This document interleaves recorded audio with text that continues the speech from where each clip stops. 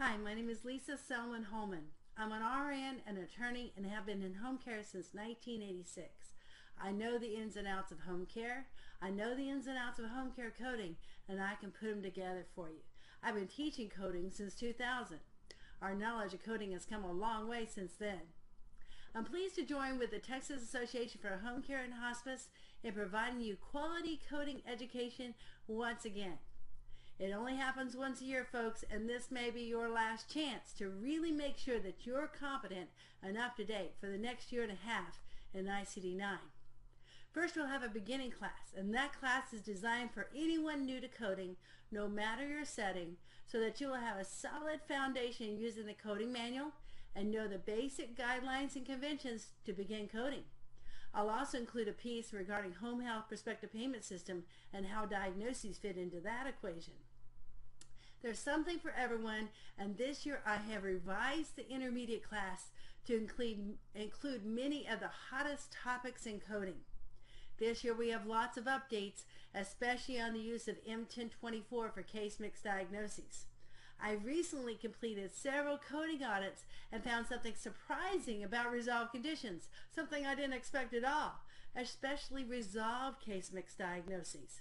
If you're making these same mistakes, you could cost your agency big in the next year.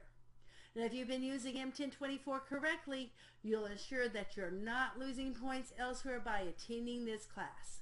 Did you know that there are some unintended consequences of the change to M1024? I'll share that with you too. Hospice coding has come to the forefront with CMS's announcement that hospices should be including codes for terminal illness as well as related diagnoses on the claim. Apparently, over 77% of hospices aren't doing that. The care for those related diagnoses have to be covered in your per diem rate, so I will cover hospice coding, relatedness, and comorbidities that are included in the plan of care but don't necessarily need to be included on the claim. So that you don't want to include those in your per diem rate. Hospice scenarios will also be included. Now, ZPACs, MACs, prepayment review, RACs, do those all sound familiar to you? Improving your documentation is essential in this environment of increasing scrutiny. I'll talk about strategies for getting more information from the physician and what needs to be in your comprehensive assessment, plan of care, and in those notes to support those diagnosis choices. And speaking of improving your documentation, that is essential for the future when you begin ICD-10 coding. CMS contractors are already ready to receive your test claims, including ICD-10 codes. And CMS expects dual coding to begin in early 2014. I always say that ICD-10 either means you're going to retire early or you have job security, depending on whether you're a pessimist or an optimist. I want you to be an optimist. I'm going to include some intro information for all coders on ICD-10. And yes, there is a learning curve, but you'll be quite surprised how smooth the transition will be when you plan ahead. For those of you who are interested in certification or recertification, I'm the chair of the Board of Medical Specialty Coding, those folks that make up that exam. The exam has recently been revised, so I revised my materials too, so you will be well prepared to take that exam.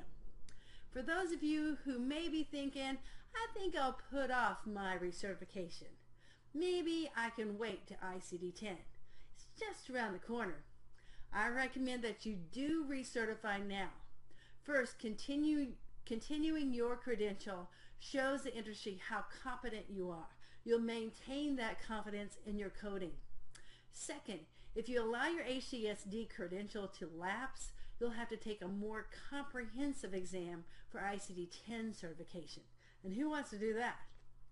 So, there are lots of reasons for you to join me and TAC on the Riverwalk in San Antonio, and I can't think of any reason why you shouldn't join us on February 19th for beginning coding and February 20th and 21st for intermediate coding and an intro to ICD-10.